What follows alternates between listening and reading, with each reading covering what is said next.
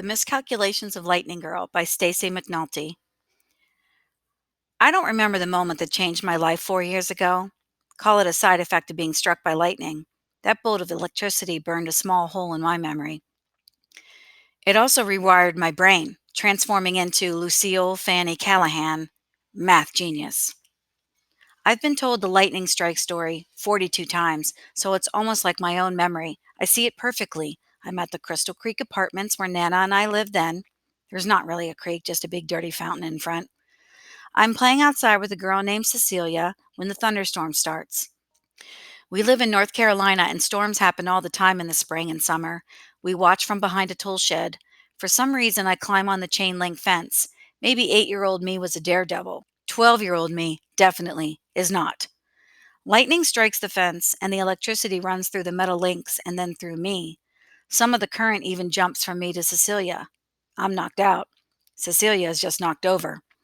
She runs and gets help. Joe, the maintenance man, uses a defibrillator on me because the electricity from the lightning stopped my heart. The electricity from the defibrillator starts it back up. I do remember the hospital and the black burns on my pale hands. I remember pretending to be asleep while Nana prayed next to my bed. I only stayed in the hospital one night. The doctors did all their tests. They said my heart took a 2 to 5 minute nap. I hate that no one knows the exact number. They said I was lucky and I'd be fine, back to normal in a few days, but doctors are wrong sometimes.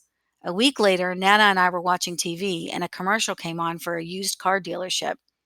The man was screaming, so I had to pay attention. "That's $359 a month for 48 months, folks." He was really loud. "Nobody beats Frank Fontana. Nobody." I yelled back, 17,232. "What?" Nana asked. "That's how much the car costs," I said. "Did you read it on the TV?" "I just know. 359 times 48 is 17,232.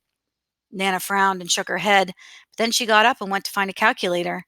"What were those numbers again?" she asked. I told her and then she punched them in. "And the answer?" 17,232. "You're right." She sounded surprised. I wasn't surprised, but I guess I should have been. I mean, I was only in second grade and we were still learning addition and subtraction. Nana turned off the television. "What's 99 times 88?" she asked. 8,712. "Can we have McDonald's for dinner?" I asked.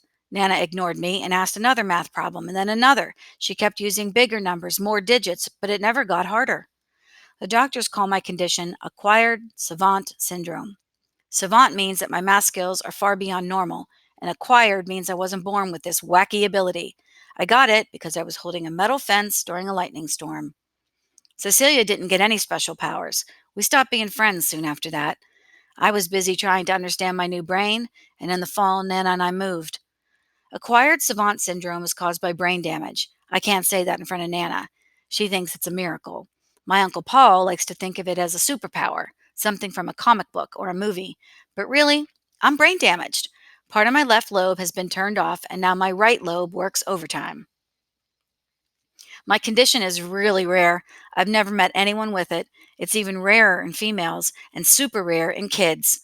One of my doctors, Dr. Emily Bari, specializes in savant syndrome. She's worked with a lady who can make drawings so realistic it looks like a photo, and with a guy who can speak any language after hearing it only a few times. I'm her only acquired savant patient.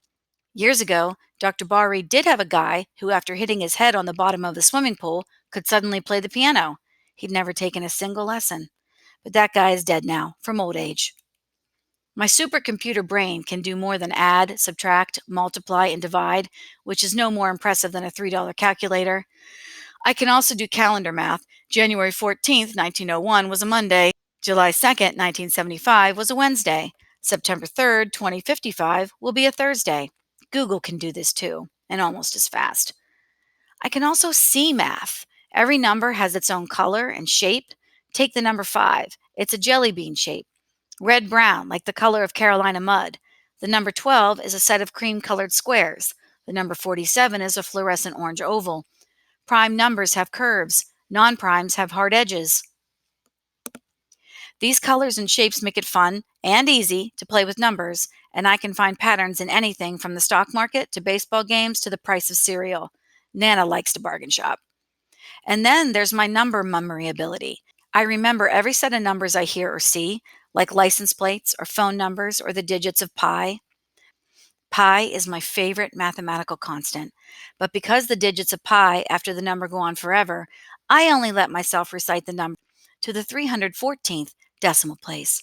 Pi equals 3.14159265338462338327950288419. Guys, I'm going to stop there. These digits repeat in my brain even when I don't want them to. It's like getting a song stuck in your head. Only for me, it's always the same song. Incredibly annoying, but still beautiful. Being a savant does have its downsides.